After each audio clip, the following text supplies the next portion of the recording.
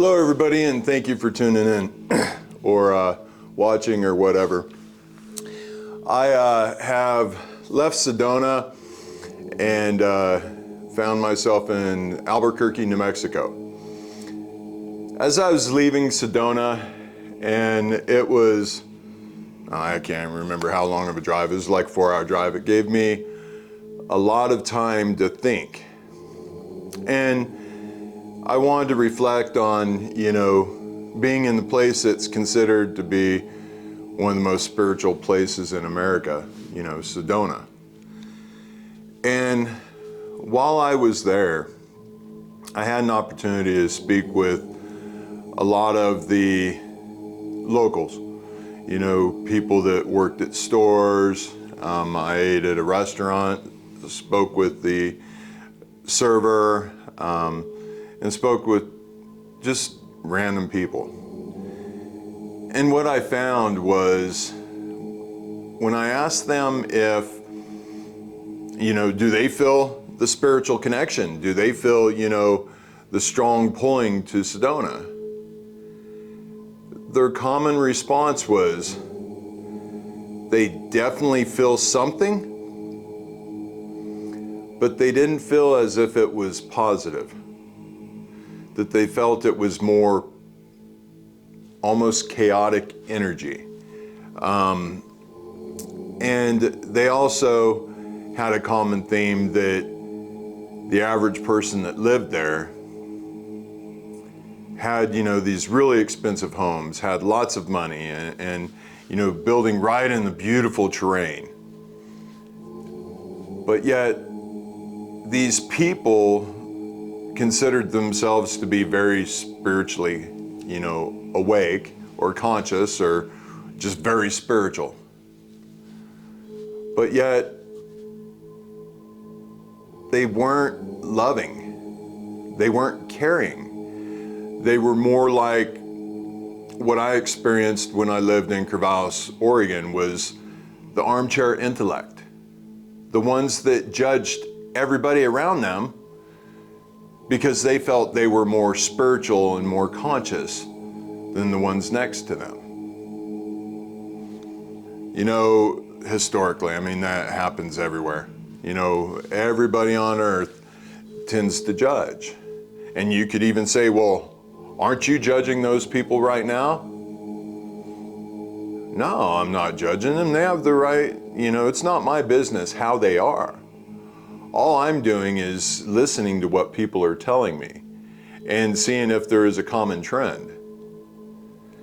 So the purpose of pointing that out is, as you gain your consciousness, realize that you're going to come across a lot of people that feel that they are conscious or feel that they're, incredibly spiritual, that they have a gift.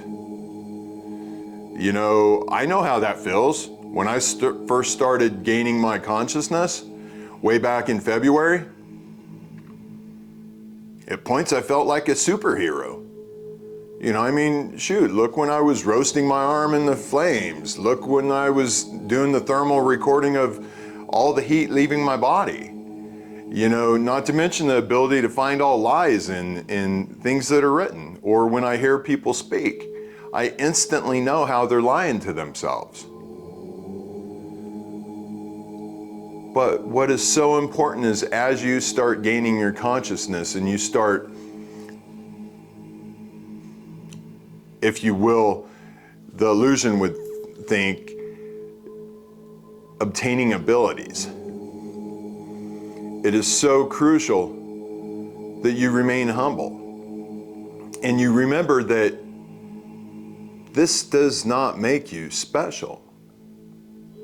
But what it does do is help you realize your purpose in life. And it also helps you recognize all the negatives in your life. And unfortunately, it tends to be our biggest source of negative is the ones closest to us. The ones in our immediate family, or simply our spouse. Step back and think of how much negativity is projected onto you to the people immediately around you. That's why I moved on to Albuquerque, New Mexico. I actually, during this documentary, since I've been on the road, since first early part of May, I was really looking forward to getting here to New Mexico, because for about the last 20 years, I've always thought, living in New Mexico would be amazing. I had heard many people refer to it as one of the best kept secrets. So, believe me, considering what happened back in March, to me, that was going to be the ideal place to be. But once I got to Albuquerque, I instantly noticed that, oddly, I was starting to get a headache. I mean, I haven't felt poorly, other than I did way back, I believe, had some food poisoning. But other than that, my health has been amazing. Ever since I gained consciousness, my health just keeps getting better and better. Shoot, when I hiked in Sedona, out in that extreme heat in the desert, I just centered myself. And when I centered myself, I didn't even feel my heart beating. I didn't feel the temperature at all. All I felt was peace. But so as I got to Albuquerque, I happened to choose to stay in a motel, because what I'm finding is having an RV is not a money-saving, thing. Even though my tiny RV, I can get around everywhere. It's not even costing that much extra in fuel to tow it. But to stay at an RV park is expensive. I mean, I'm seeing RV parks that are charging $50 a day, and it's a gravel parking lot. So here I just decided to stay in, we'll just say, a very common motel that's known to have really inexpensive rates, but unfortunately over the years, the quality has gone down tremendously. And once I pull into the motel, I get checked in, I just start noticing that everybody really seemed sad, really seemed depressed, and there definitely seemed to be a ton of drug abuse going on there. Well, I had reserved it for 2 nights. And as it progressed, I just found myself totally feeling out of my consciousness, totally feeling like it had almost gone away. I was feeling depressed, like, man, am I crazy? Is my family right? Am I losing it? Is this not, real? Is this not a thing? I would try watching some TV, which I don't do, but I figured, hey, having some of that, human vibration would help. And what I found was I would have tears running down my face when I would hear people on TV kind of just begging for love and them not being able to find it. So what I recognized is that I was actually feeling sorry for myself. I was feeling alone, truly alone and lonely. So I figured, okay, hey, I was right by the university in Albuquerque, and I figured I'm gonna go out to a restaurant or a pub or something, just get away and get my head clear.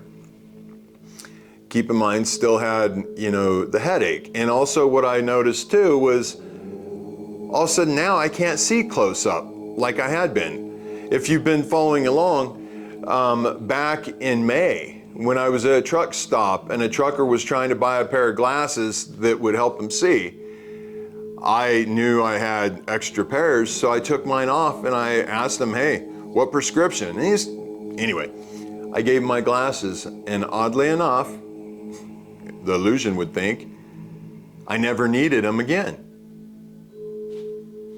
True story. I mean, I even have witness to prove it.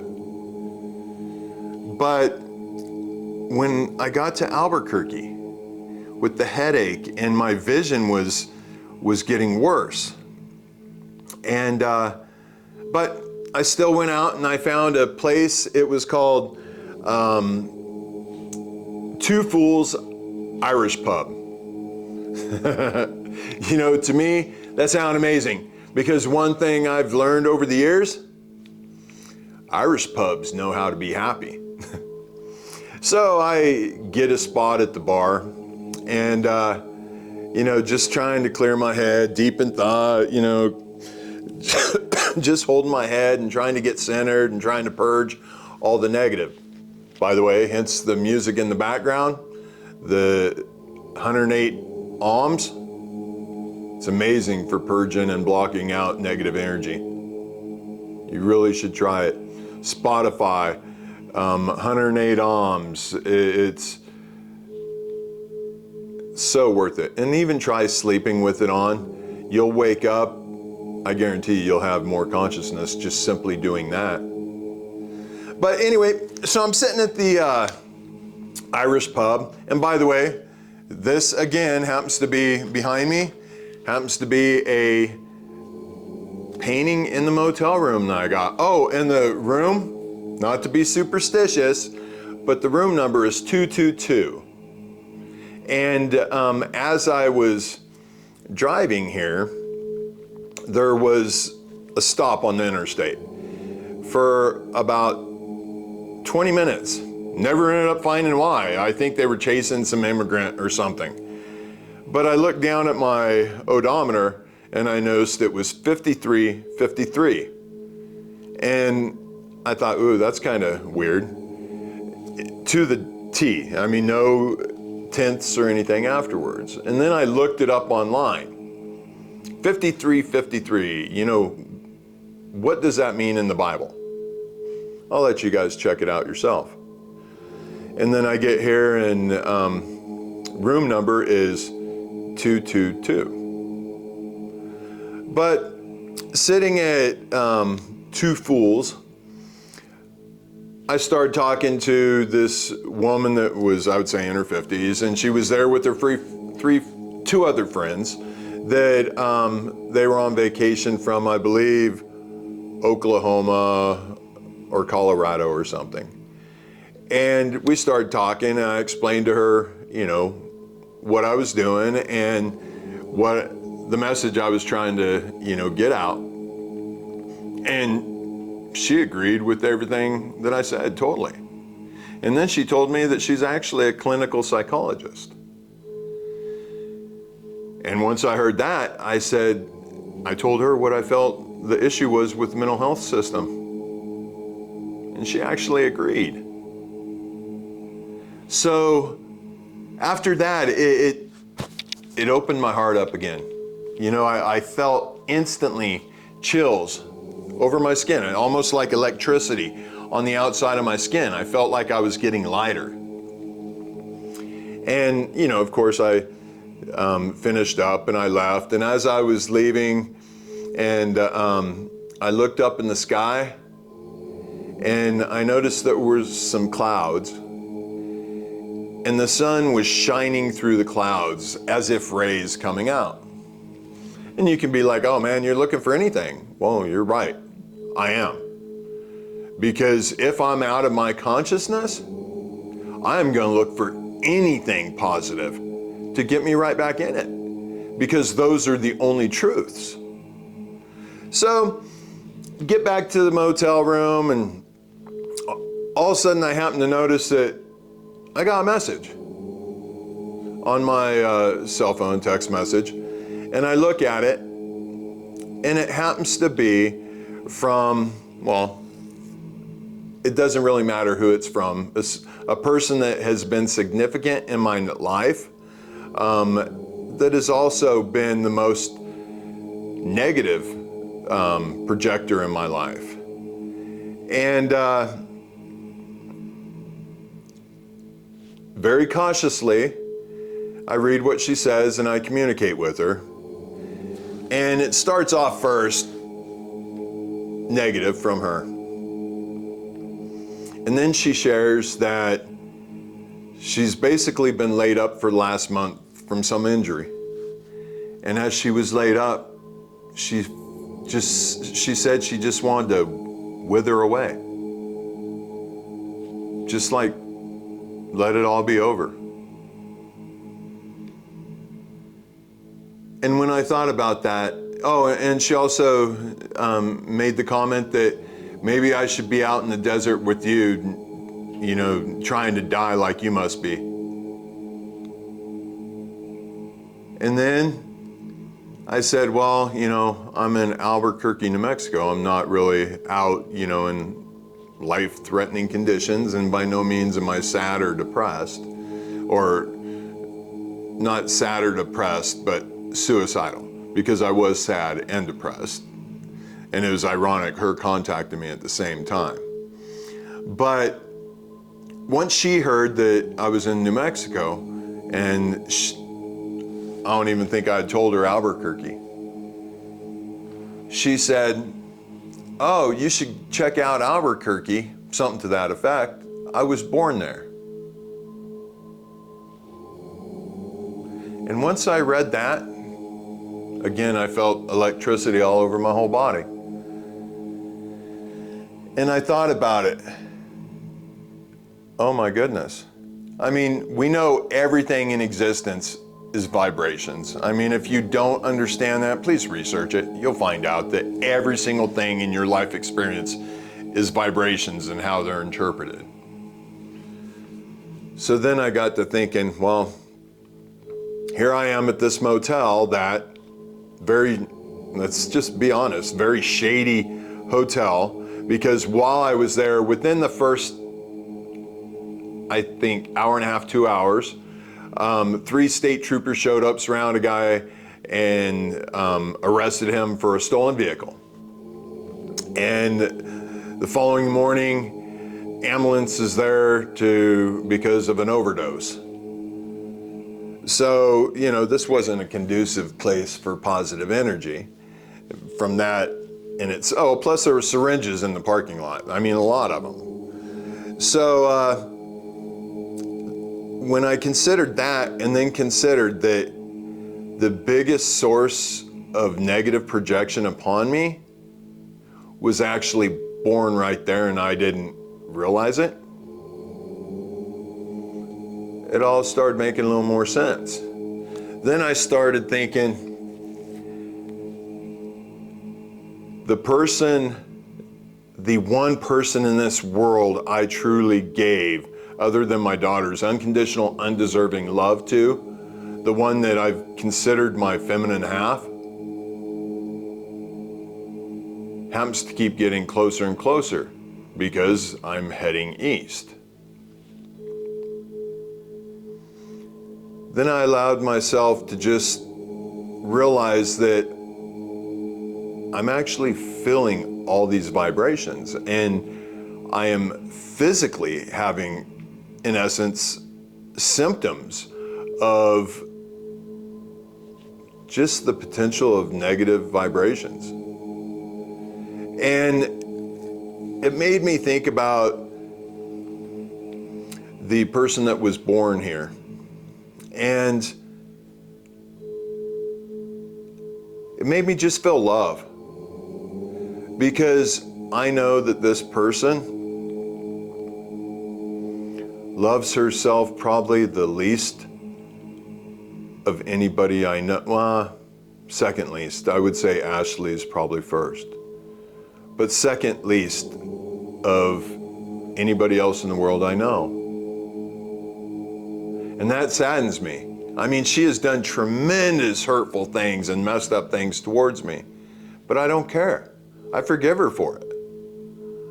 What hurts me is that she must be 56 now, and she has never emotionally matured past I believe, her 8th grade year when her mother passed from breast cancer. And then I thought about her family and the ones who got, because she was the youngest, the ones who had more and more time with their mother seemed more and more mentally healthy, to where her eldest sibling does seem psychologically the healthiest. And that just saddens me because I know she feels cheated.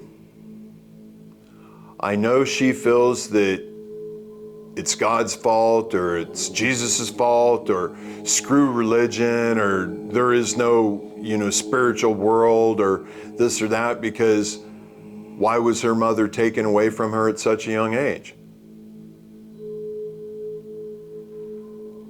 But one thing I've learned with my consciousness is that you can't look at it that she was taken from you at a young age.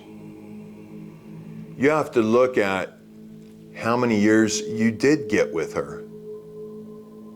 And instead of judging everybody around you for how they acted while she was passing or while she was sick, realize that they also were going through just as much trauma as you were. Just because they handled it differently does not mean that the guilt or the pain that they were feeling was any less traumatic than what you have been experiencing these 56 years of existence. So to you, please start loving yourself. Please put down the bottle. Please concentrate on just giving love. And contemplate going on some spiritual retreat. Not religious, I'm not saying that. A spiritual retreat, like yoga retreat or something like that. Or just go away by yourself in the middle of nowhere without alcohol and just start listening to nature and start looking at nature and start realizing your life does not have to continue being this way.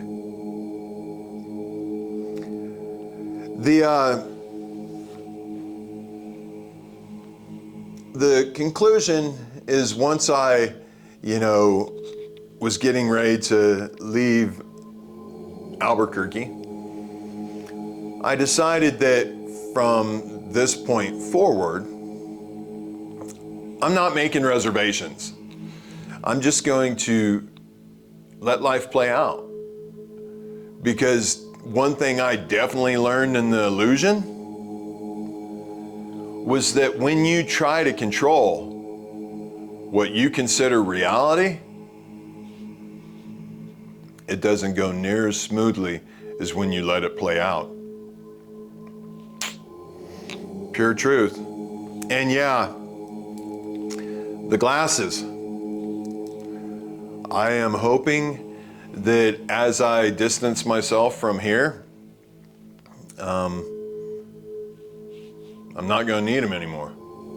I am planning on heading east, which means more than likely I'm going to be going straight through where Ashley's living, the one who I considered my feminine half. I have no intentions on trying to contact her. Before the last 2 times I saw her, I told one of my tattooing clients that I know that Ashley's vibrations are very harmful to me because they're so negative. And the last 2 times I saw her, it came in at an extreme cost to me, because both times she tried to destroy everything in my life. So, needless to say, I get the point. You don't want me around. You think I'm horrible or whatever. And hey, I'm definitely understanding my consciousness that until you learn how to love yourself, or at least learn how to love someone else and see who someone is instead of hating this world and hating your existence, I just am going to have to keep my distance. But anyway, The next place that I am going should be fun. It's, I mean, hey, you can't go to New Mexico without going around some Martian territory. So the next filming I do, I believe will be in some Martian territory, and we'll give a little conscious reflection on Martians and UFOs. I mean, hey, after all, we are starting to realize that the government's releasing documents that are saying that there really is something else. But hey, we'll leave that for the next video. I just want to tell you guys that if you are starting to gain your consciousness, I'm so proud of you. And those of you who aren't, don't worry. I've already started working on putting together my step-by-step of how I gained my consciousness and what I did to help me continue gaining my consciousness. Even a lot of it, I didn't realize I was doing it at the time, but now reflecting back, I see exactly how I was. I hope you have a great day, and like I said, I love you guys, and I'll talk to you later. Bye.